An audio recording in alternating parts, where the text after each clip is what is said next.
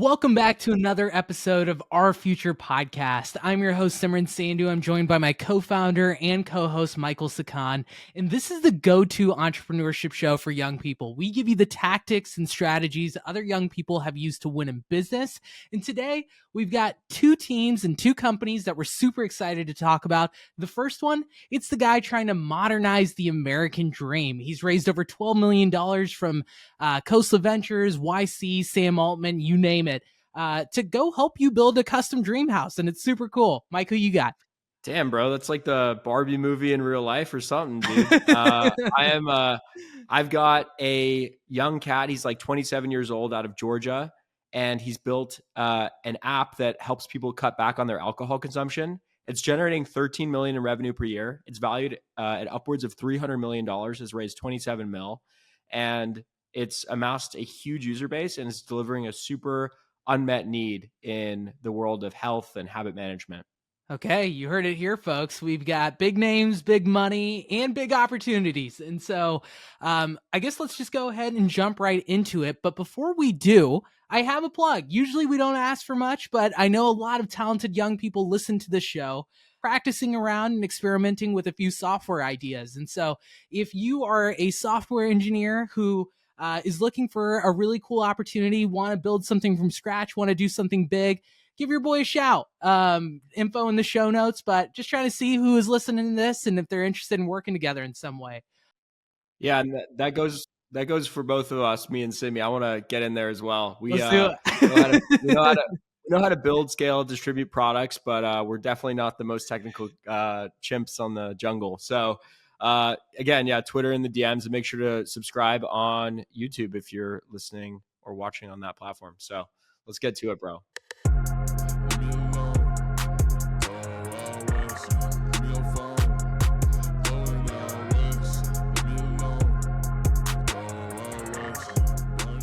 And so just like I teased in the beginning of this episode, the first story today, we've got these four guys in their mid-20s. Their names are Nick Donahue, Trent Hedge, Austin Kahn, and Matt Rostovac.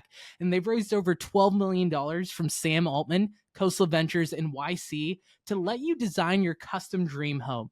And so essentially it's a marketplace that teams up home buyers and builders and land developers. And I actually think they do this in a really seamless way. So essentially as a home buyer, you can select your piece of land and their platform will tell you the constraints like HOA or topography, and then you can design the home with your budget. And so you can approve it with this 3D technology that they have, and then they pair you with a vetted partner who can actually go build the house for you. And there's a few reasons why I think this is really cool. One, I think, there's no secret. Is this affordable housing crisis going on, and, mortgage rates are really, really high right now. So any optionality that you can give folks, I think is a good thing. And then the second thing that I think is really cool about this is that it matches them with ready to go buyers. So they're not operating on spec, right? Like these are high intent people that are looking for homes. And I think this is cool because it kind of operates in a D2C type model, right? That for the first time, a developer or builder can go straight to the consumer and get the designs from them. And there's not this middleman involved. And so yes, Atmos is that platform, but I think it's a lot of cool features. It's obviously a big vision. Think about most people developing their homes this way one day. Like that would be super cool. But I'm curious, what do you think?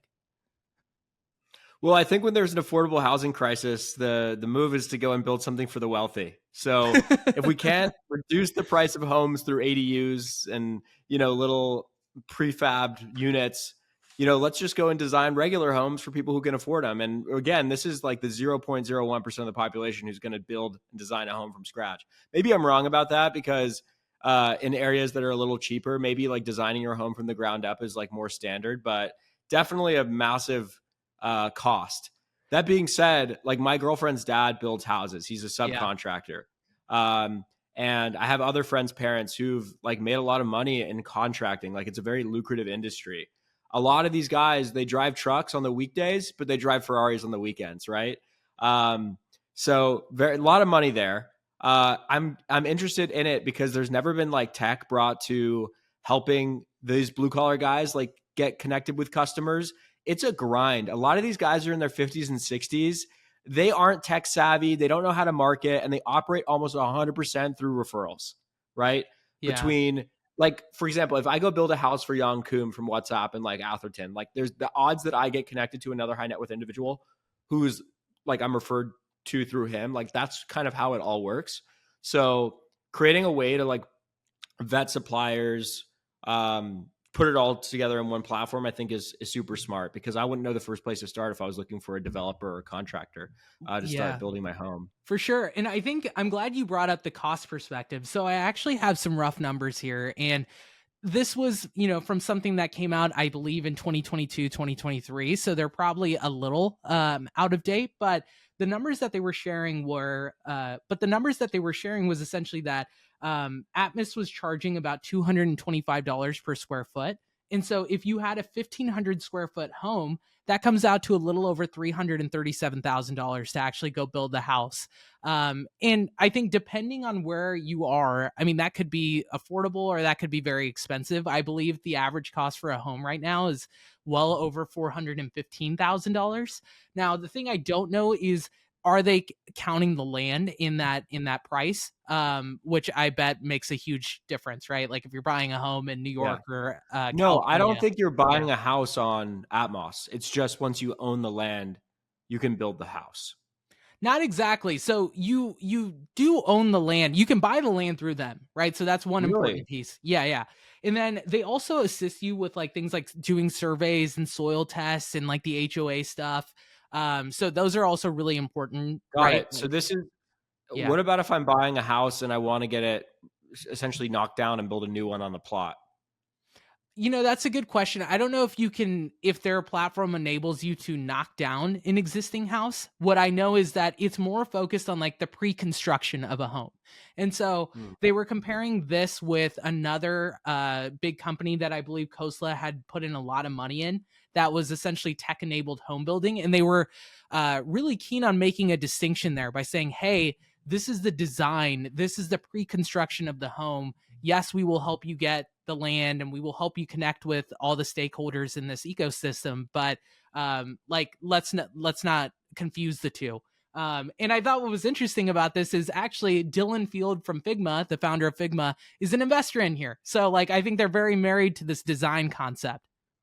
Yeah, that's really cool. I like because like one of the biggest issues with construction is overruns. Like I don't think there's ever been a home build that's actually gone according to budget. So given that this marketplace puts pressure on the developers to bid, it's almost like an auction platform, right? Like for the business, therefore is going to make the market more efficient. I have a friend who's trying to build a marketplace that connects real estate agents to home buyers or sellers now that commissions are being changed given the recent lawsuit. Right. And it's just another way to create a more efficient process, because now I can get a bid maybe like for 350,000 to build the home instead of like 400,000 with another guy, and I can put it all and see it in one platform. I don't know if that's the main value of their thing though. It sounds like they're trying to have control over like pricing it themselves. Like it's not really like a free for all laissez-faire marketplace. They're Yeah, trying to I price it out every I step. I don't know if it's so much about like creating an auction of sorts as it is like, hey, let's just help you get like I think they're really focused on getting you the house that you want. Right. And so it's like, why should you have to compromise on design? And why should you like if you're gonna spend $400,000 or whatever that amount looks like let's get it to as close as what you envision it in your head.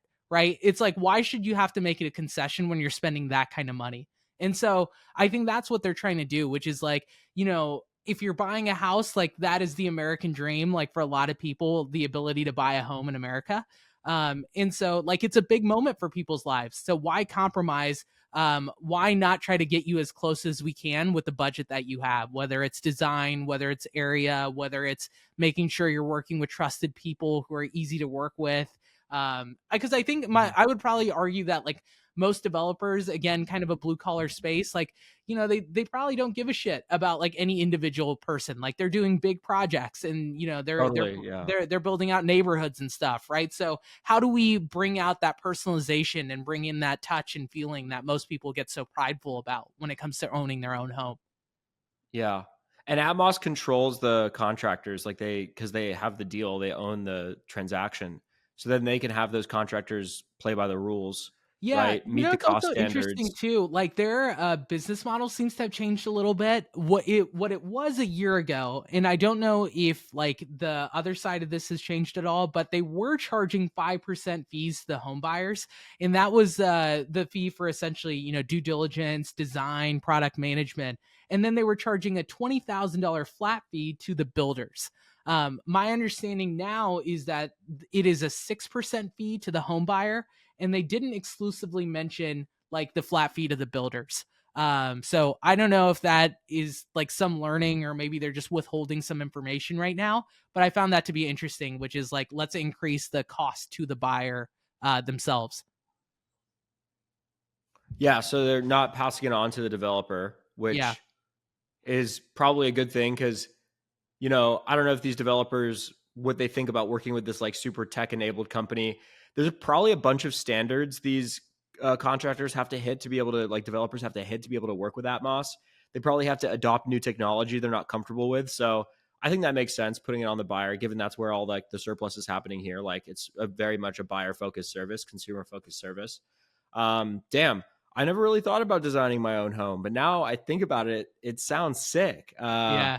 Like every room, like you actually design, like I guess, it's something you only think about that like multimillionaires and billionaires do, but I guess they're making it they're designing the Yeah. service What in a if you way could that bring it to maybe, like your average the person? average, the Totally. more average upper middle class, like there's no average person buying a home, right? Like maybe not, like maybe in certain areas, but I think, yeah, it's like for people who have like that more creative side, they're a little more artsy, like it would be a great service for them to be able to put those personal touches on. Um, but yeah, Yeah. I mean, big vision. I'm not sure I like the idea. I feel like there's so much that can go wrong in building a home.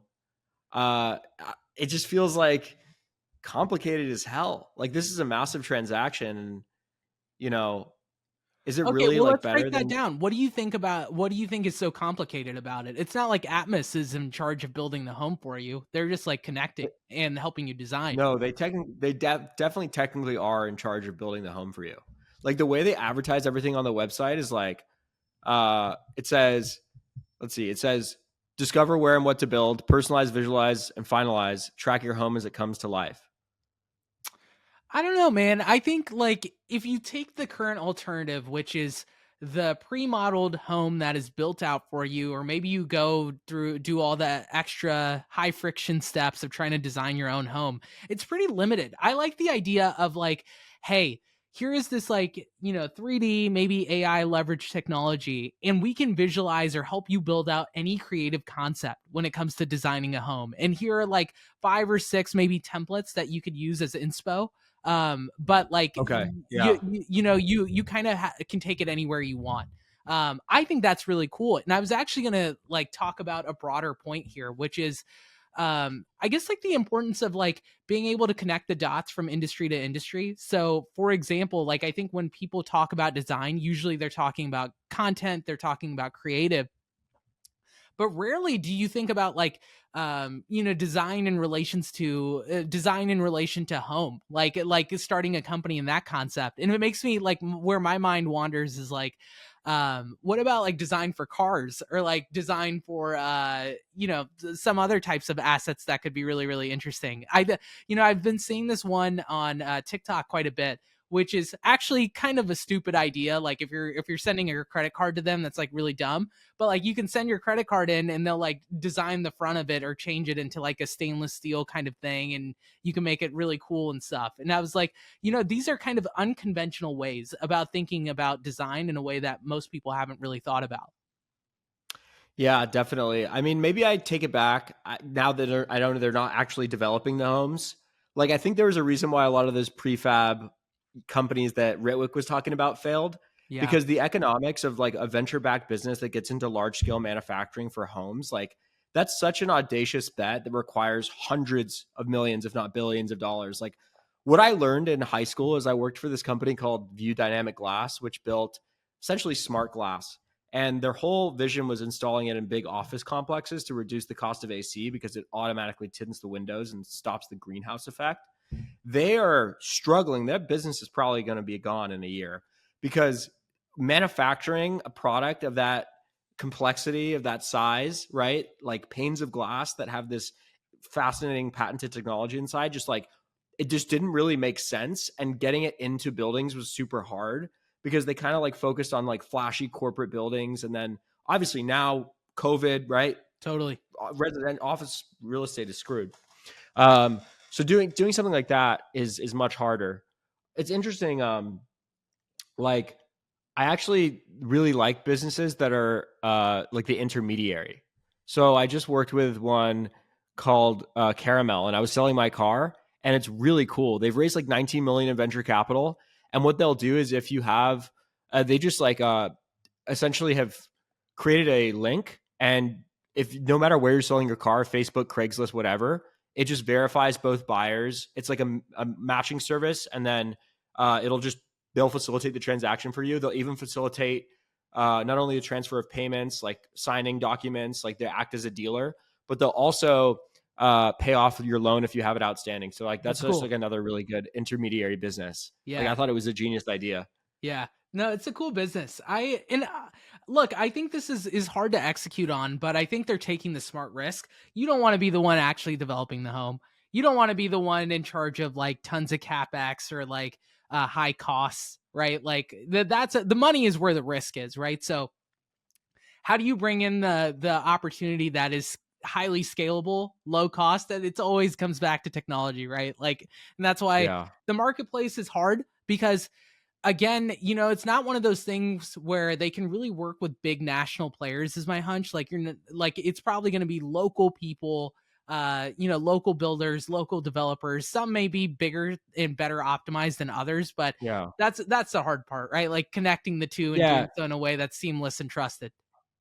Yeah, and like also just construction tech in general is like super hard, right? Like Yeah. there's so many variables. It's like we talk with Dallas, right, about the steel company. Yeah, There's like 15 million ways to describe the same beam of steel, right? totally. So being able to Well, digitize it, I like think put this all in a 3D rendering is definitely hard, but that's why they've raised 12 million in Series A. They're going after like a really hard problem. So I think it's a pretty interesting business. I mean, definitely for the more fortunate of us, but the fact you can actually like purchase land, like there's like the Zillow for land and then you build a home on the land. So yeah. that's super interesting. Yeah, and what's cool is they've actually started building homes in Raleigh, Durham, and Charlotte, North Carolina. So they're very much expanding. They actually have pictures of homes on their website that they've built out, and I actually think it's super cool. Like that's cool. Like the fact that people are actually living in these homes and they don't look like sheds. Like you know what I mean? Like Wow. So I guess there's like an Atmos like it's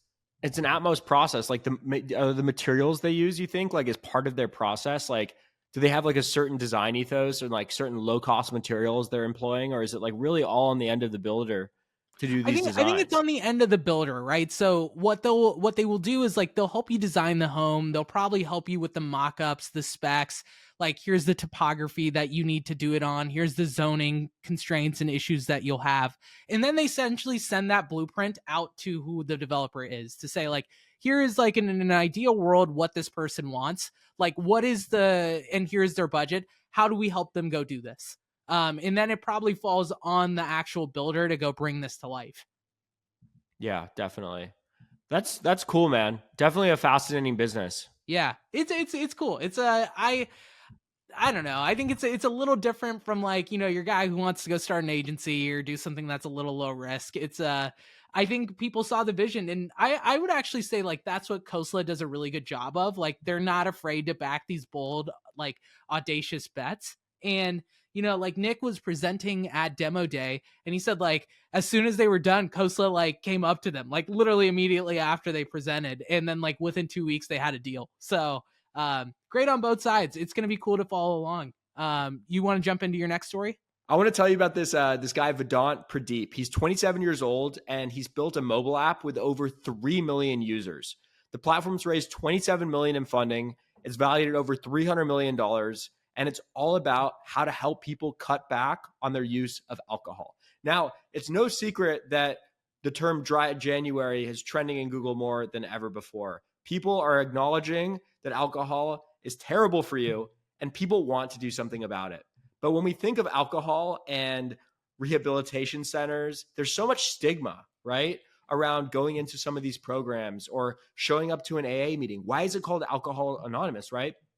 So why there should be a middle ground for people who maybe just kind of like want to cut back, maybe people who want to live a little bit of a healthier lifestyle instead of this kind of full on rehabilitory process. So they built this app called Reframe, and it's designed in partnership with neuroscientists to build this program, this daily activity list for you to achieve to keep on top of your drinking habit. So not only do you log your drinks every single day, you read certain memos each day about various parts of alcohol and why it's in our society, why we choose to do it, the kind of effects it has on the body. There's like meditation. There's daily seminars you can join at any time on Zoom. Keep your camera off, keep your mic off. And it's just unbelievable how many people they've been able to bring into this app. And they don't even let you join without paying for it. So you have a 7-day free trial. I just downloaded the app and checked it out. And they have, I think it's, an annual fee. So they're kind of like Calm or a meditation app almost in that sense. And then they're around like habits and mindfulness, but they're able to really cash in on a problem somebody has, something somebody really wants to achieve. And they've built a product that's really, really good and sticky. And people are like willing to pay for it and retain through the process. So it's really impressive. He's been able to build a business like this and create something that there isn't really a lot of competition for, which is an incredible, app that can help you achieve your goals. And they report that 91% of users see a big drop in drinking in the first 3 months. That's awesome.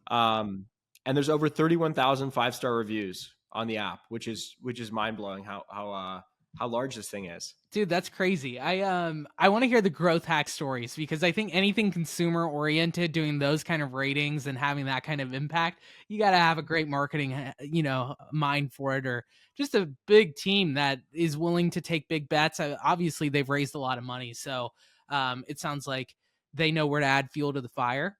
I do like Mm-hmm. this idea of playing into a bigger trend. I have seen this like sober curious trend play out in so many different areas. It was catching, fire in Austin. It was catching fire in New Yeah. York. And maybe this is one of those things where like bigger cities, it just makes sense. Like they're a little bit more cognizant about these things, and maybe it plays Yeah. into certain other aspects as well, like Biohacking. biohacking, the kind of people you hang out with, the kind of work that Yeah. you're doing. But people are really excited about it. And I think like that stigma is decreasing, right? Like, oh, wait, you're not drinking at a party? Like, why? Like, what? There must be something wrong with you. I mean, I haven't Yeah. had a drink in over 5 years, and like, I don't even ever bring it up. Like, no one asks, no one cares. Like, it's like just kind of accepted. Yeah, this trend I feel like is something I've observed really heavily in like the entrepreneurship circles and like these Yeah. people who are always searching for more, seeking the best out of life, right? Like optimization freaks, like we're surrounded by. It's just business and that mindset go hand in hand. But it's clear that this is a trend that more and more of America is buying into and getting like paying attention to. I think the best thing about this app is that it isn't like you download this app and you're going to quit drinking. It Yeah. recommends that you try and reduce it by 30% or 40%, right? And you log everything in the app. And it's almost like the act of just logging it and like paying attention to it and like going through these satisfying modules each day is like a little activity, a habit, almost like doing your Wordle for the day. Like I think those things can be very sticky, and the effect on the mind can be really strong. So this is just like a pure play on consumer psychology of like, if you get a streak of like say you have a streak of like Snapchat streaks, they brought the same mechanic Yeah. into That makes this. so much sense. So yeah, so if you have like a Yeah. 5-day streak of not drinking, like I can share that on social media. I said, well, breaking it would make you feel so bad, right? Like you built up a streak of 15 days. Yeah, You don't want to kill that. Like it's just like all that momentum. It feels like you really put in your energy and time and invested into doing good for yourself. And it feels like you're almost cheating, for right? sure. That's what it is. Yeah. It's like the same thing with like let's remove drinking and just say like you're on a diet. Like if you go to if you're on a diet, you go to the gym, like the last thing you want to do is like, ruin all that momentum that you created for yourself. Dude, I know. I mean, there's so many disadvantages to drinking, and they do a great job of communicating those, through social media. They have over 280,000 Instagram followers, and the content performs so well. Like, Yeah. people need to be spoken to about this. Like, they've really pierced uh, into like a real content need. Like, there needs to be more education, and people are really receptive to learning. People are like, a lot of people I don't think want to quit drinking entirely, but they want to experience what it's like to be able to reduce it and not use it as a crutch and like depend on it, right? So the content hits, and they have an insane advertising strategy. They use UGC creators and their own marketing team, and they put like so many different variations of ads. I just checked their Facebook ad library. The guy was saying, Vedant, he's very product focused. He didn't have much to say in terms of growth hacks when I saw him give a speech.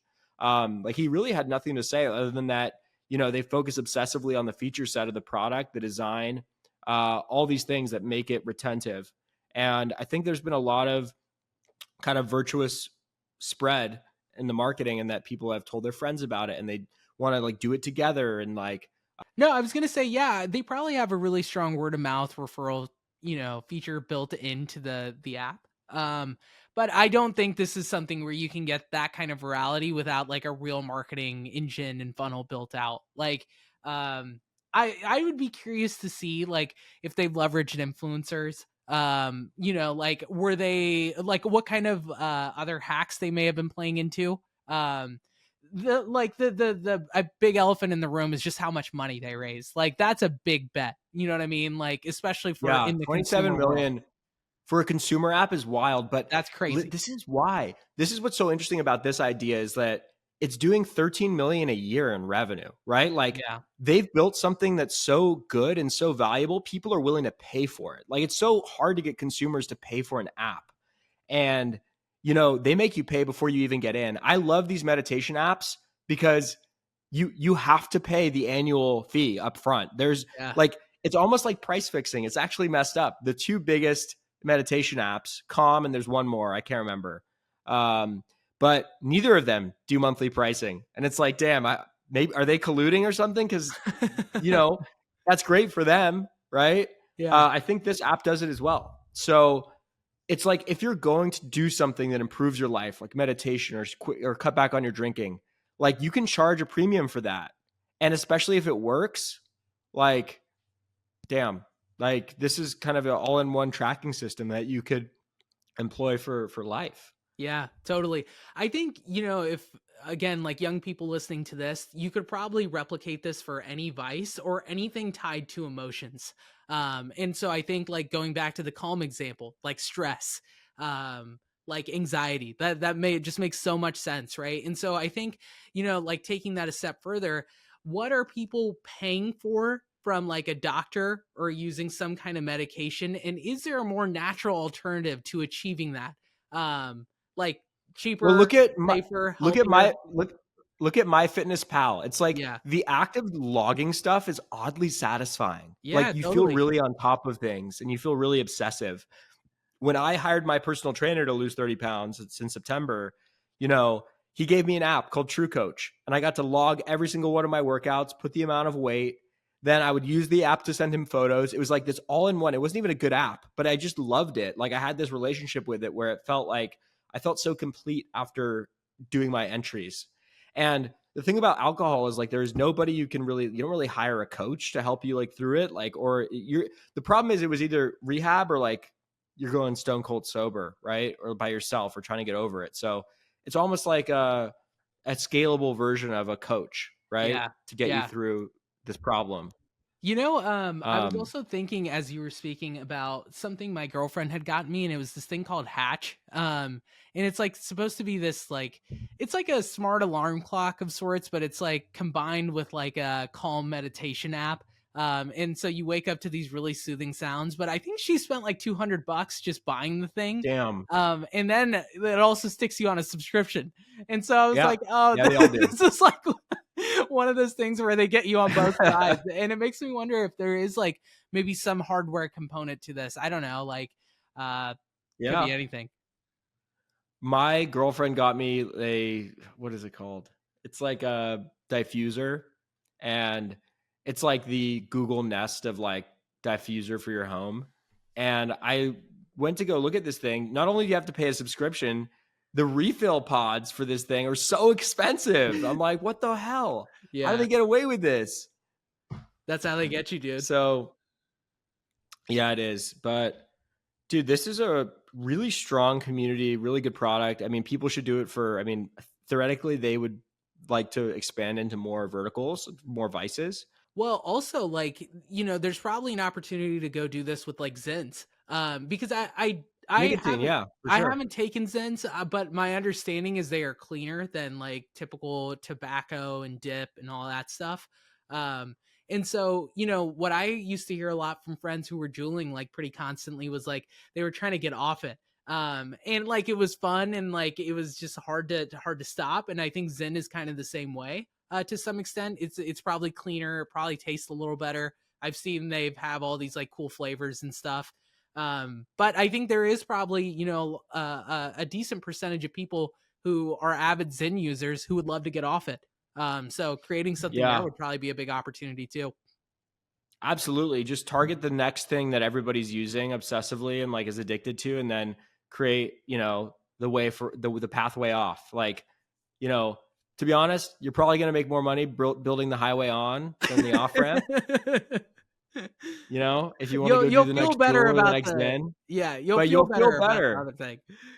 For the first time on our future podcast, maybe don't go for the $1 billion, but go for the 100 million that makes you feel better. The one that impacted the world the best way. I For think sure. that's a good framework. And I think that's a good way to wrap. Thank you all for listening to another episode of Our Future Podcast. As always, we love doing this. Hit us with your feedback wherever you listen to this and subscribe and give us a rating. And we will catch you again next week with another episode of Our Future Podcast. Stay frosty.